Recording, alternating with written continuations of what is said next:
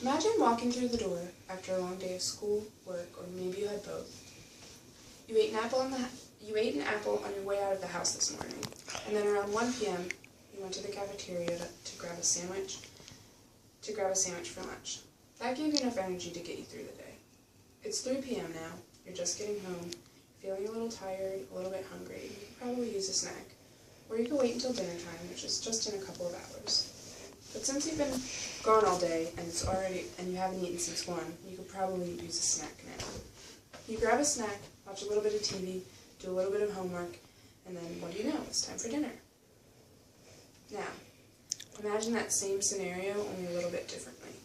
Imagine walking through the door after a long day of work, school, or maybe both. However, this time, imagine that you forgot to grab the apple before you left the house.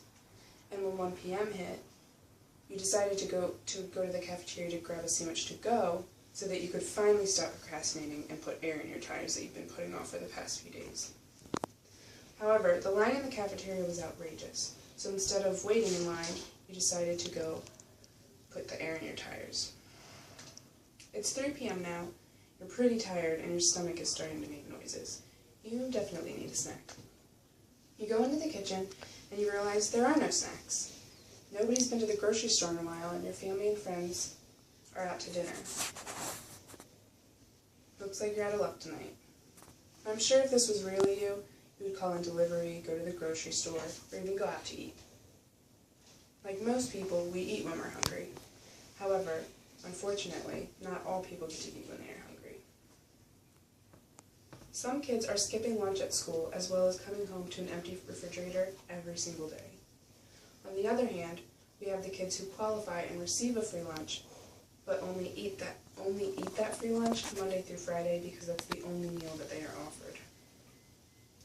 According to an article by Take Part, half of the teachers who are surveyed agree that hunger is a very serious problem in our schools.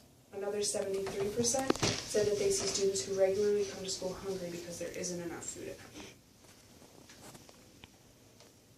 Maybe this is a result of parents in and out of jobs who are struggling to provide a roof over their children's heads. Or maybe it's families who have been affected by the bad economy and can't afford to buy groceries or pack lunches for their children. Or maybe some parents are just too ashamed to admit that they can't feed their children, so they don't ask for help from the schools. Whether this is a family issue or not, it's still an issue. And it's still an issue and a prime example of how common hunger is amongst our children's schools, our neighbors' homes, and our community.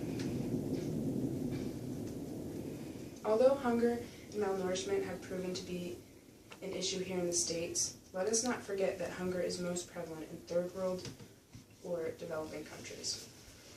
I'm sure everyone has seen the commercials on TV where the children look like they're starving and they look sickly, and it's followed by a voice that's asking to donate $1 a day. It's heart-wrenching, but it's also real. Many people might associate hunger with past tragedies like the Great Depression, but as we can see, history repeats itself. Hunger has been taking lives and tearing families apart for centuries. Another source, Stop Hunger Now, says that hunger and malnourishment are the #1 risk to worldwide health, greater than AIDS, malaria, and tuberculosis combined. Almost half of Zambian children are so malnourished and so chronically hungry that their growth is stunted. In 2009, the United Nations said that the number of hungry people in the world rose to 1.02 billion this year. That was about 5 years ago. Today, the World Food Program says that there are 805 million malnourished people in the world. It's hard to imagine such a large amount of people all suffering from something which we have a vaccine for. It almost seems unreal that some of us have never even had to worry about our next meal. Well, there are whole countries struggling and suffering from hunger firsthand.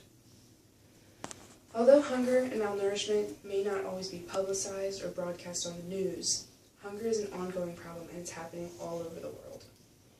Whether we are directly affected by hunger or not, someone somewhere is.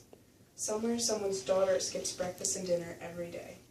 Somewhere someone uses their last $10 to pay bus fare to get to work for the next week. Somewhere an entire village is suffering from a famine. Hunger is happening all around us. We have learned that it's in our homes, our schools, and harming our dear friends who live millions of miles away. Hunger will only continue to grow unless we make a difference by spreading awareness, coming up with a plan, or creative ideas to help those suffering from hunger. I hope that after hearing a few of the facts about hunger and learning of how many people who suffer from it, we can diminish it together.